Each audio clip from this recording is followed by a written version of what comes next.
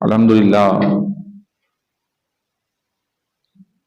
سورہ کہف کا یہ چھٹا رکوع آج شروع ہو رہا ہے تفسیر قرآن کا۔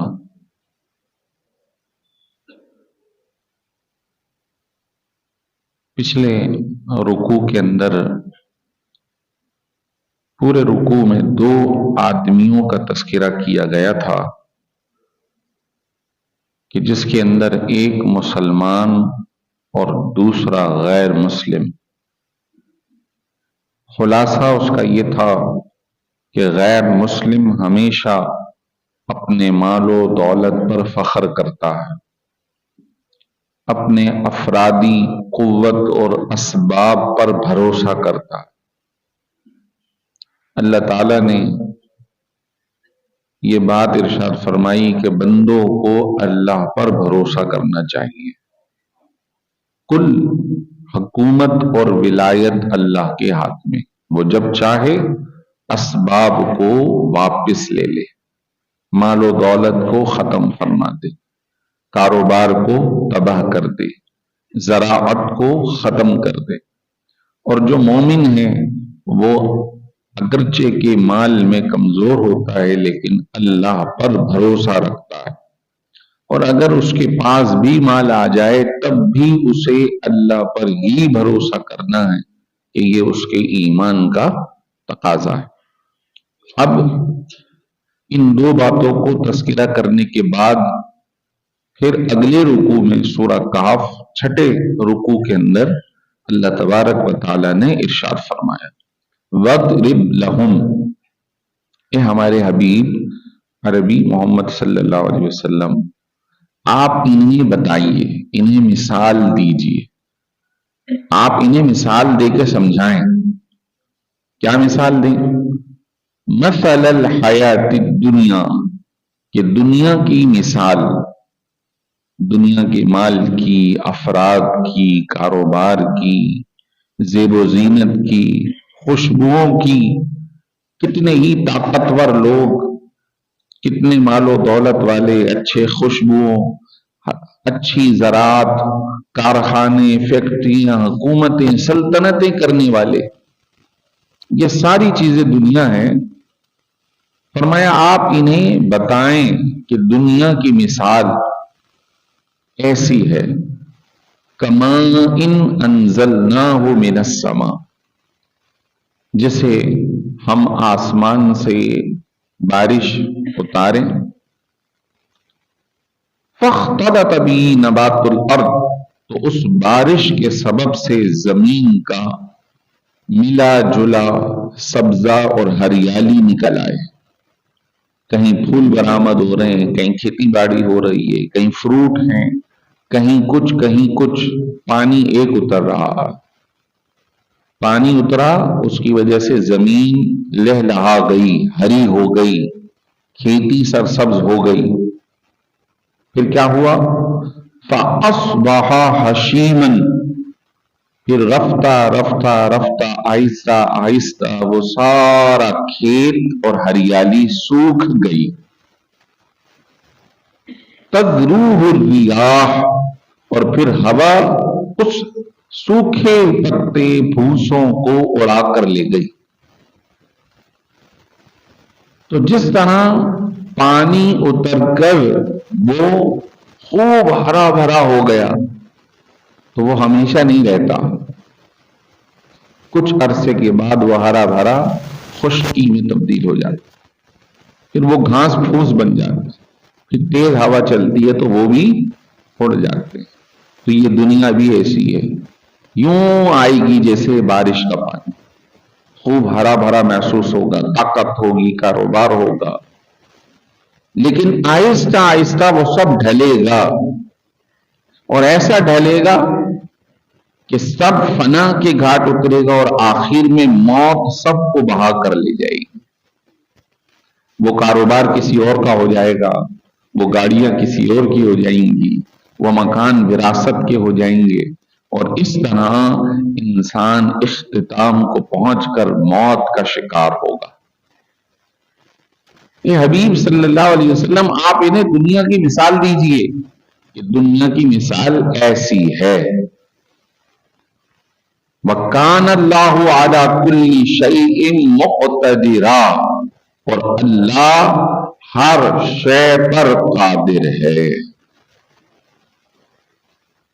جو عطا کرنے پر قادر ہے وہ واپس لینے پر بھی قادر ہے. تو پچھلی بات کو اس کے ساتھ جوڑیں تو یہ کافروں کا طریقہ ہے کہ تم اپنے کاروبار پر، اپنی طاقت پر، اپنے مال پر، افرادی قوت پر، ورکروں پر بھروسہ کرو. یہ کافروں کا طریقہ ہے. اور دنیا کی مثال تو ایسی ہے، مومن کو چاہیے کہ وہ اللہ پر بھروسہ کرے. جو کچھ ہے اس کے پاس وہ اللہ کا ہے، اور مومن سے یہ چیزیں چلی جائیں تو مومن کب ان پہ بھروسہ کر رہا ہے؟ جب یہ تھی، جب بھی وہ کہتا تھا یہ اللہ کی طرف سے، الحمدللہ کہتا تھا، توکلت علی اللہ کہتا تھا، میرا بھروسہ اللہ پر ہے. جب یہ چلی جائیں تب بھی اسے کوئی پریشانی نہیں، وہ تھی ہی اس کی. وہ یہ کہتا ہے، اولاد جو سب سے زیادہ محبت والی ہوتی ہے، باپ جو سب سے زیادہ سرپرستی کرتا ہے، وہ چلے جاتے ہیں تو مومن کہتا ہے انا للہ و انا الیہ راجعون. ہم سب اللہ کے ہیں. یہ کیا، میری اولاد کیا، میرا کاروبار کیا، میرے والدین کیا، ہم بھی اللہ کی طرف جانے والے. وَإِنَّا إِلَيْهِ رَاجِعُونَ، اور ہم بھی اسی کی طرف جانے والے. اللہ تعالیٰ پھر فرما رہا ہے المال والبنون، یہ مال و دولت اور یہ آل و اولاد زینت الحیات الدنیا، یہ دنیا کی زینت ہے. لوگ فخر کرتے ہیں میرے 10 بیٹے ہیں، میرا بازو ہے، میرا سہارا ہے، میرا کاروبار سنبھالنے والے ہیں. مال، اس پر انسان اتراتا ہے. فرمایا یہ سب زیب دنیا ہے. بل باقیات الصالحات، لیکن وہ نیکیاں جو ہمیشہ رہنے والی ہیں، خیر عند ربک ثوابا وخیر عملا، آپ کے رب کے پاس بطور ثواب اور بطور امید یہ ان مال و دولت سے بہتر ہے. باقیات الصالحات، وہ نیکیاں جو ہمیشہ کے لیے بچ جائیں. یہ اولاد، یہ مال، یہ دولت سب نیکی بن سکتی ہے اگر مومن ان کی صحیح نگہداشت کر کے انہیں اللہ کی رضا کے لیے استعمال کرے. اگر مال ہے تو مال بطور مال برا نہیں، لیکن بطور کفر، بطور اللہ کی نافرمانی کے برا. لیکن اگر وہی مال اللہ کی راہ میں خرچ کر دیا جائے تو یہ بھی باقیات الصالحات بن جائے گا، ہمیشہ رہنے والی نیکیاں بن جائیں گی. مسجد بنا دی، جب تک لوگ نماز پڑھ رہے ہیں ثواب مل رہا. ادارے بنا دیے، جب تک لوگ نماز پڑھ رہے ہیں ادھر اس کے اندر قرآن سیکھ رہے ہیں، علم سیکھ رہے ہیں، ثواب ہے. اسی طرح آل اولاد اگر ان کی نیک تربیت کر دی جائے تو یہ بھی باقیات الصالحات ہے. حدیث شریف میں فرمایا کہ اذا مات الانسان انقطع عمله، جب انسان انتقال کر جاتا ہے اس کے اعمال رک جاتے، ختم ہو جاتے. الا لثلاث، سوائے 3 چیزوں کے. ولد صالح يدعو له، اگر وہ اپنے پیچھے اپنی نیک اولاد چھوڑ جائے، انہیں نیک بنا جائے، انہیں حافظ بنا جائے، انہیں عالم بنا جائے، انہیں صوفیہ کے نقش قدم پہ چلا دے، ان کی اچھی تربیت کر دے، تو بندہ چلا جائے گا لیکن اس اولاد کی نیکی اللہ مرحوم کو عطا فرماتا رہے گا. آج ابھی نماز سے قبل ہمارا پروگرام، بہت سارے شریک تھے، بہت سارے نہیں بھی تھے. حفاظ قرآن کی لائن ہے، 100 سے زائد قرآن پڑھنے والوں کی لائن ہے.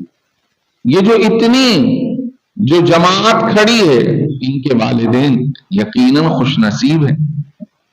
یہ پڑھیں، پڑھائیں، جب تک سلسلہ آگے چلتا رہے گا ان کی نسلوں کا اللہ ان کے پیرنٹس کو، ان کے اساتذہ کو ثواب عطا فرماتا رہے۔ والباقیات الصالحات خیر، خیر ہے، اچھے اعمال خیر ہیں۔ اسی طرح فرمایا صدقۃ جاریۃ، اگر صدقہ جاریہ چھوڑ دے تب بھی مرنے کے بعد اسے ثواب ملتا رہے گا۔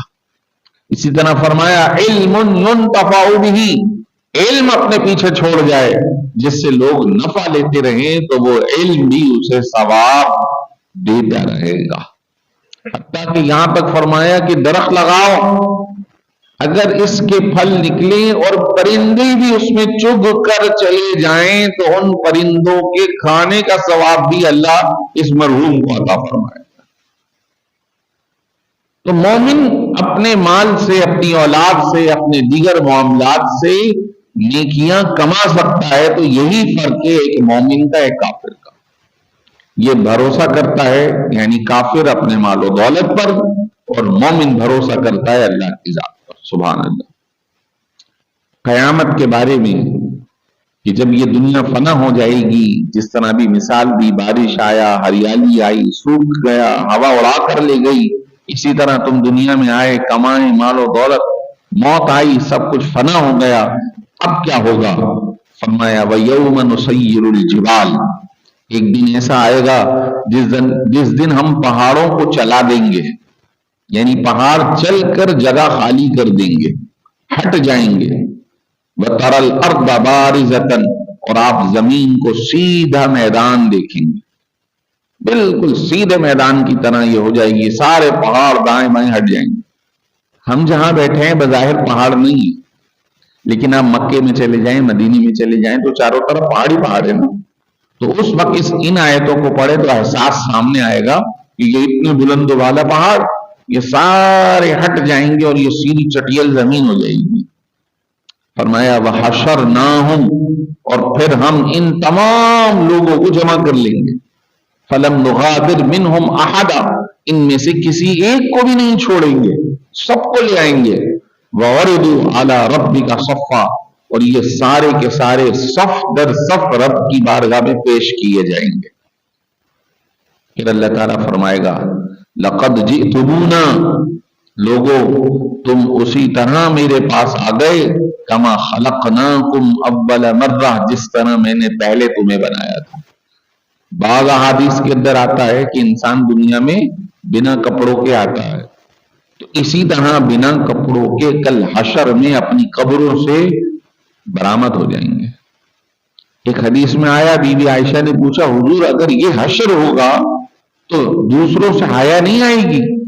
فرمایا وہ وقت ایسا ہوگا کہ اسے دوسروں کی طرف دیکھنے کی مہلت ہی نہ ملے گی، اس کا احساس صرف اپنے بارے میں جاگا ہوا ہوگا، اسے اپنی پڑی ہوگی اب کیا ہوگا۔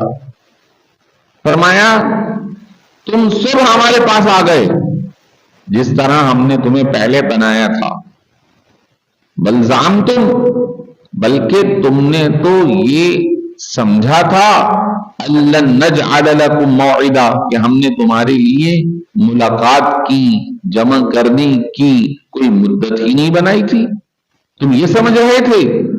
وَوُضِعَ الْكِتَابُ، جب سب جمع ہو جائیں گے تو نامہ اعمال کو سامنے رکھ دیا جائے گا۔ فَتَرَى الْمُجْرِمِينَ مُشْفِقِينَ مِمَّا فِيهِ، تو ایک قرآن کو پڑھنے والے تم دیکھو کہ وہاں قیامت میں مجرمین کو کہ اس نامہ اعمال کو دیکھ کر تھر تھر کانپ رہے ہوں گے۔ وَيَقُولُونَ، اور پھر کہیں گے یا ویلتنا، ہائے افسوس، ہائے افسوس، ما لِهَذَا الْكِتَابِ، اس نامہ اعمال کو کیا ہو گیا، لا يغادر صغیرة ولا کبیرة الا احصاها، اس نے تو نہ چھوٹا گناہ چھوڑا نہ بڑا گناہ چھوڑا، اس نے تو سارا ہی ریکارڈ کر لیا ہے۔ ہائے افسوس، اس وقت تھر تھر کانپ رہے ہوں۔ اللہ اکبر، اللہ اکبر۔ وَوَجَدُوا مَا عَمِلُوا حَاضِرًا، اور جو کچھ نامہ اعمال میں کیے ہوں گے دنیا میں رہتے ہوئے وہ سب وہاں حاضر پا رہے ہوں گے۔ بڑا کڑک وقت ہوگا، لہذا مومن کو چاہیے اپنے اعمال کو صحیح کرے، اپنے کردار کو درست کرے، برے اعمال سے توبہ کرے کہ مومن اگر توبہ کر لے التائب من الذنب کمن لا ذنب لہ، جو سچے دل سے توبہ کر لے اللہ اس کے نامہ اعمال سے گناہوں کو مٹا دے، ایسا ہو جائے گا جیسے اس نے گناہ کیا نہیں۔ ولا یظلم ربک احدا، اور آپ کا رب کسی پر ظلم نہیں فرماتا اور نہ ہی کرے گا۔ لہذا ان آیتوں کے ذریعے ہمیں سبق ملتا ہے کہ اپنے اعمال کی اصلاح کریں، کافروں کا طریقہ اختیار نہ کریں، مومنوں کا طریقہ اختیار کریں، اچھے اعمال کریں، اپنے مال و دولت پہ بھروسہ نہ کریں بلکہ رب کی ذات پر بھروسہ کریں، توکل کریں، یہی ہماری کامیابی کا ذریعہ ہے۔ اللہ ہمیں عمل کی توفیق عطا فرمائے۔ وآخر دعوانا ان الحمدللہ۔